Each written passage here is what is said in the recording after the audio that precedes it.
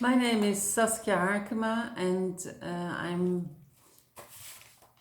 global ambassador of a platform called Female Wave of Change, and I'm CEO and founder of a foundation, Faces of Change. I'm going to talk about gender inequality and also ways to tackle that and how we can empower young women. The world is our house. Indian wisdom says there is a power in nature that human beings have ignored, and the result is heartache and pain.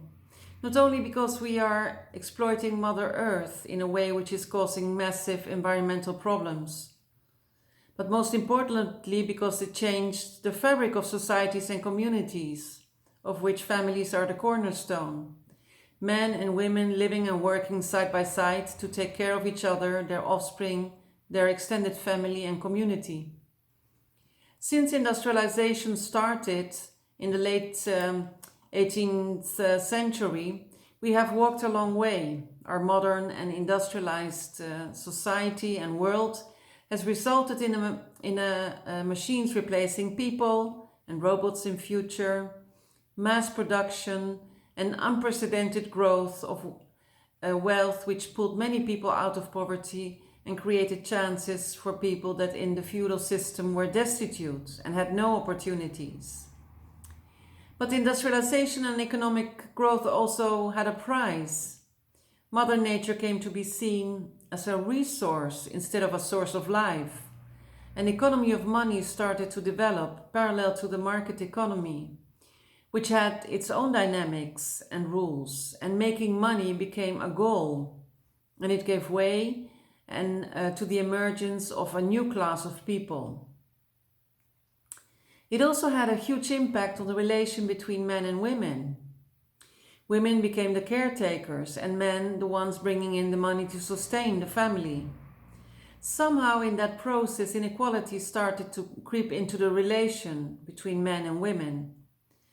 In a world which revolves around money, making money came to be seen as something which had more value than nurturing, taking care of the home and taking care of loved ones and becoming a housekeeper.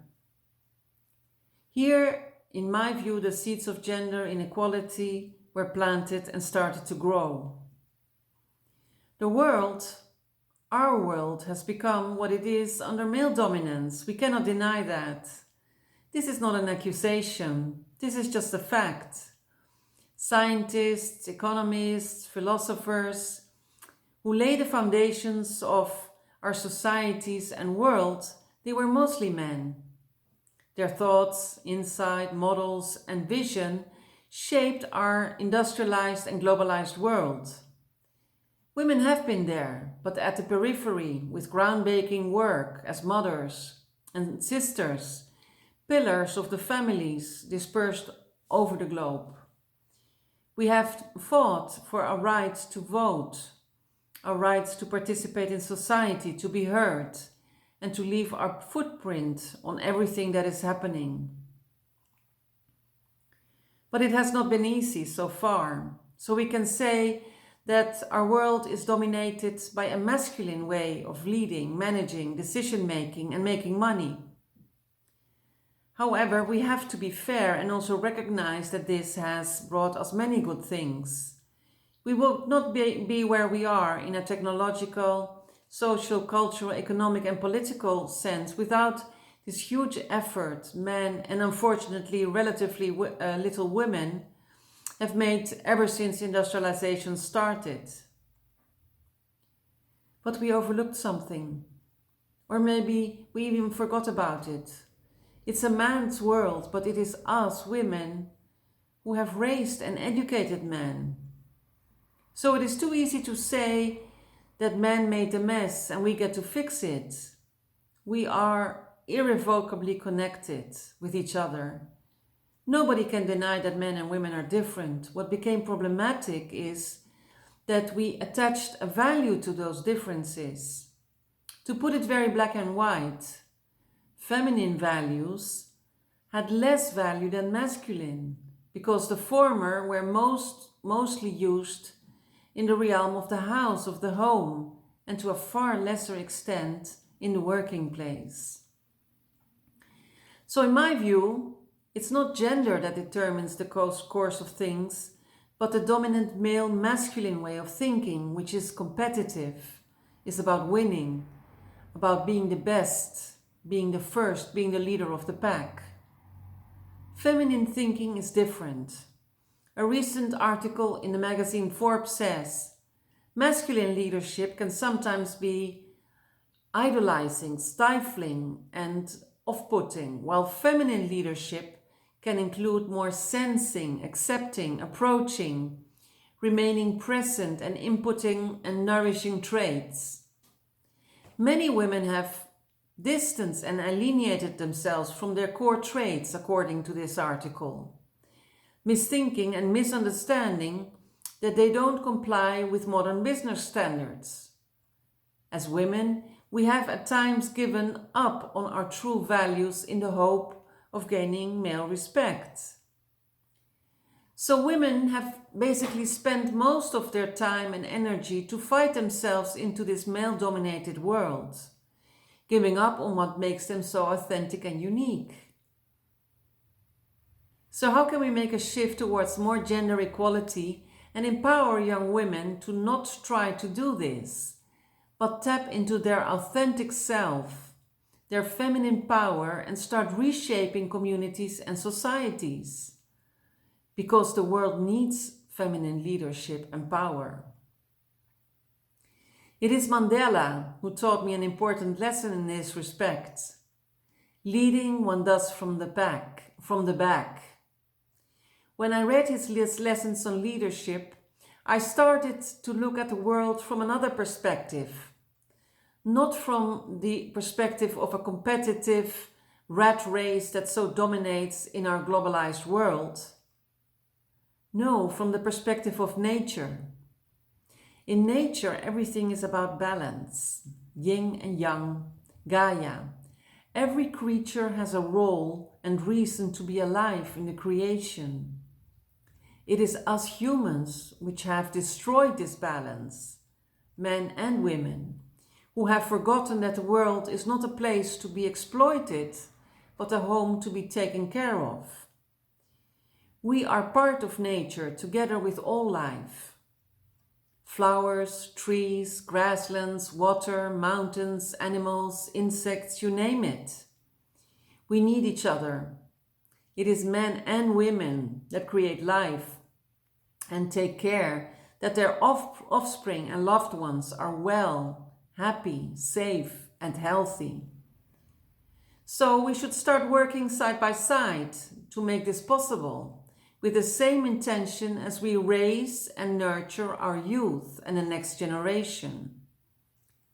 Skilla Elworthy, who was awarded the Niwano Peace Prize in 2003, says that to shape the future, what is needed in our world, I'm convinced, we must bring the feminine back into balance with the masculine. Feminine wisdom, she says, has been marginalized for centuries and is desperately needed to address the challenges we now face.